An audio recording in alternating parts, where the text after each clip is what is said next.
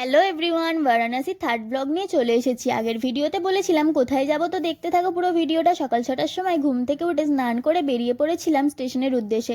যাওয়ার সময় দেখো আমরা সকালে ব্রেকফাস্টে লিট্টি খেয়ে নিয়েছিলাম। এতক্ষণ ওয়েট করার পর দেখো আমাদের ট্রেন চলে আসলো। হ্যাঁ, আমরা বন্দে ভারত এক্সপ্রেসে গেছিলাম। এটা আমরা সেকেন্ড টাইম চললাম। 3 ঘন্টা জার্নি ছিল বলে আমরা কোনো ফুড নিইনি। দেখো ফাইনালি চলে এসেছি স্টেশনে। নেমে তো অবাক হয়ে গেছিলাম, দেখে মনে হচ্ছিল এয়ারপোর্ট। তো আমরা গেছিলাম অযোধ্যা রাম মন্দিরে। মন্দিরে অনেক আগে থেকেই ফোন ব্যাগ রেখে দিতে হয়েছিল, তাই মন্দির দূর থেকেও দেখাতে পারিনি।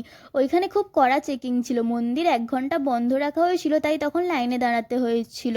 ফাঁকাই হয়ে গেছিল। ওইখান থেকে বের হয়ে আশেপাশের মন্দিরগুলো ঘুরে দুপুরে লাঞ্চ করে তাড়াতাড়ি স্টেশনে চলে এসেছিলাম, কারণ আমাদের বন্দে ভারতের ট্রেন টাইমে ছিল। অযোধ্যাকে টাটা বলে তারপর বারাণসীতে এসে শাড়ির ফ্যাক্টরিতে চলে গেছিলাম। ওখানে শাড়িগুলোও খুব সুন্দর ছিল আর দামও খুব কম ছিল।